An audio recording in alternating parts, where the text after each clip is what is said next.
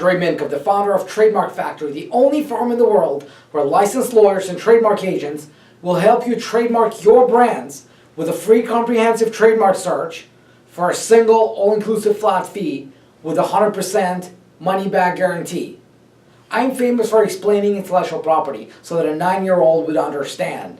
And today's question I'm going to answer is, what are famous trademarks? Famous trademarks is really a category, a special category of trademarks that are recognized in some countries, not in all countries, but in some countries, and this category enjoys a stronger protection compared to normal trademarks.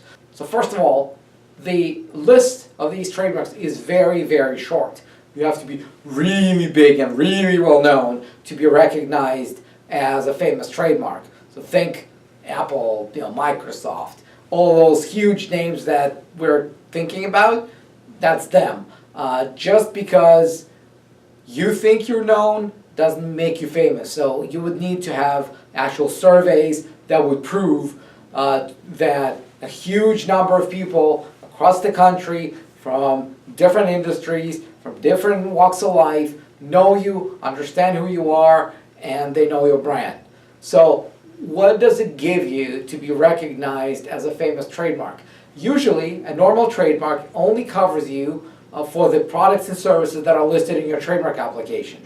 What being recognized as a famous trademark does in some countries is that it allows you to use your brand to stop others from using it, even for unrelated industries. So that makes it a lot stronger in the sense that it's recognized that if a brand is so famous, there's no way somebody could have a product or a service that would, if you named it the same way as that famous mark, people wouldn't associate it with that brand. Microsoft is a great example. Try to think of any product that if you named it Microsoft, you wouldn't think of Microsoft, the software giant.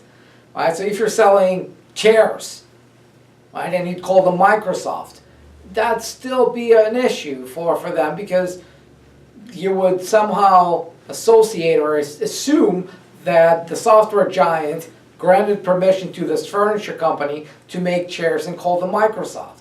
But again, it doesn't work in all countries. In fact, it works in very few countries. Some countries have specific rigid lists of what they recognize as a famous trademark. Some would require you to prove that you're famous in a court every single time, and some would simply ignore that and say, you know what, if you're so famous, you still need to prove confusion. Because that's the case with all regular trademarks, right? In order for you to prove that there is an infringement, you need to prove that there is likelihood of confusion.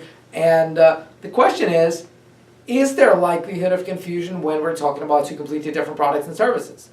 It's difficult. So that process was made easier for owners of famous trademarks in the sense that they say, look, we're so famous, we don't need to prove that there is actual confusion or likelihood of confusion. We're so famous that it's presumed that the marks are confusing.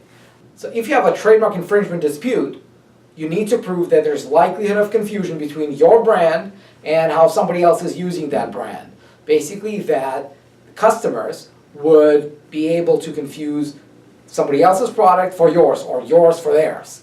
And a big chunk of that analysis is whether your products and services are closely related to somebody else's products and services.